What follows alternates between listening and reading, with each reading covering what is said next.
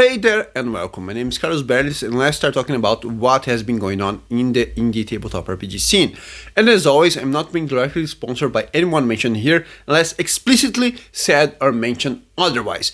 And you can find all the links in the description together with some timestamps that allow you to jump to the subject that better strikes your fancy. And this time around, we are mentioning Deep Nightly Fathoms landmark cards by Duam Murder Hobo Figueroa, an RPG Latam creator, RPG Latam being the Latin American tabletop RPG community. This time they brought some landmark cards that, although were originally developed to be used with Deep Nightly Fathoms, a system from their creation, they actually are system agnostic and provide ready-to-print cards with locations that can be used to create an adventure for very different systems. For each location card, you will find a brief description with some demons that inhabit that location, artifacts, and so on. They are a great source of inspiration and of seeds for creating an adventure. And another different system agnostic release is Conqueror by Double Proficiency. Like the previous release, Duelist, that I mentioned before, Conqueror provides rules that can be used to expand other systems. This time around, Conqueror brings to the table rules for large-scale battles, but not on how to just put two major forces to clash, but how the PCs and important NPCs can have an impact in the outcome of the battle and influence how it will all play out. And it even brings some NPCs to be used as examples, as well as empty unit sheets and some tokens that can actually make it easier for you to better represent the action and strategies that are happening in these massive combats. There is also a very interesting Kickstarter campaign for the indie scene that is Ex-Libris. It is not a game or supplement, which are the traditional ways that we have Kickstarter or any kind of crowdfunding campaigns. It is actually a digital platform for catalog and showcasing of RPG content. It originally was created and put out to catalog markboard titles and content, and had links, tags, as well as some brief reviews of the titles that were released for markboard, but now it's being remodeled. The website is already live, you can check it out, but it is being expanded and it needs to be maintained, and it is why this campaign is live. And I have to say that is looking dope as heck, and I had a very good experience using it for Morkborg.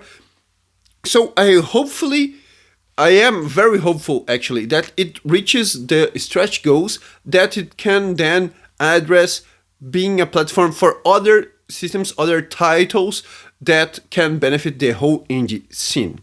Okay, so talking on directories, I will mention once again Across RPGSEA, because if you did not listen or heard of it before, you should have. It got some recent updates and it highlights some interesting kind of features from the system.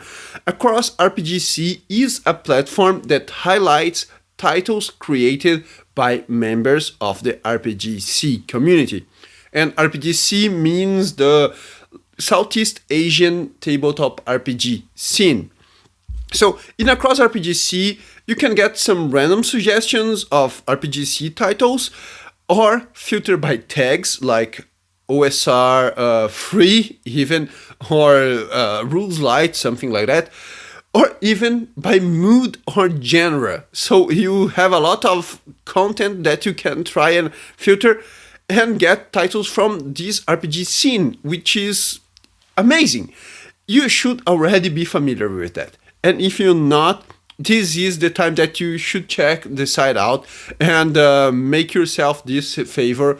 Just check what the RPGSEA community and scene is bringing to the table. But I also want to highlight first some ideas that were put on the... plenty of new paper miniatures were put out due to the jam that was presented last week, the paper miniature jam, and I saw a lot of submissions to it, but I want to highlight some. The first one is Ixx Paper Minis by Alex Damasceno from the RPG Latam. RPG Latam, you heard it before. He is also the one behind the template for creating some paper minis for the jam.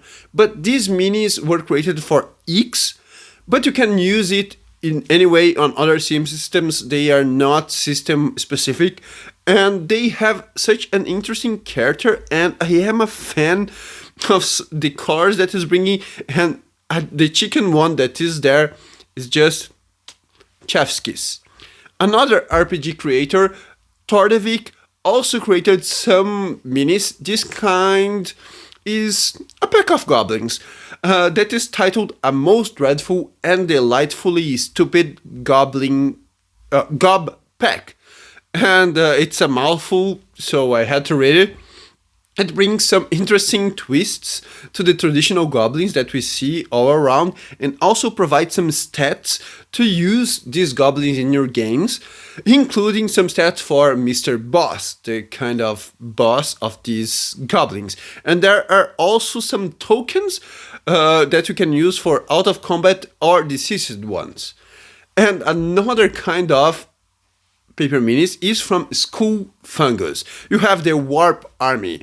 I love their art style in School Fungus, and this set of paper minis brings you some very interesting ones and some very interesting characters. It depends where you use them, like Buzz, Cracks, or even Lum Lum. And the instructions to put them together, because they are using almost the same kind of pack, is very straightforward and easy to use. On the gems part, we have an interesting one that will be opened to the submissions until August 22nd, so some kind of 2 weeks from the publishing of this video. That is the Unfirst ever tabletop RPG jam. As the jam suggests, it is for you to submit derivative works being an unfirst as you can be. So get the inspiration from other games. This is the idea. And wear it with pride. You are not copying it. You are getting inspiration from it. So clearly respect IPs and other licenses. This is the basics. But if you want to get inspiration from games of Dungeon Delve, Teen Angst, Space Western, or whatever and whatnot, this is the kind of jam for you. Just don't be the first one to publish a game on this idea, okay? This is the Unfirst one, and keeping up with the classic idea of posts, this time around we have one by Cave Girl telling or talking about Fudging Dice, if you are not already familiar with the concept. And it doesn't matter in whatever spot you are in the Fudging Dice spectre, it presents an interesting and compelling read. You should check it out, you should read it, and it doesn't need you to reevaluate your position, but it would be interesting for you to understand where you stand and why. And last, but certainly not least, I try to keep away from Twitter threads, but this thread by Jazz is just too good to miss. And it speaks from an informed point in how to bring more people into playing indie titles and indie games. So it is more than relevant for us in the channel. It strikes our fancy, so I could not avoid it. And I apologize for being a Twitter thread, but so is life, and this is not a democracy. And please read it out. It's very important. It's very useful for all of us in the industry, and you should read it as well. And for today, that's it. If you like the video, like the damn video, share, subscribe. You know how internet works. Let me know in the comments what you think about the video, what you like, dislikes, the series. Does it strike your fancy? Does it not? What it should improve? What is going on and what is going good?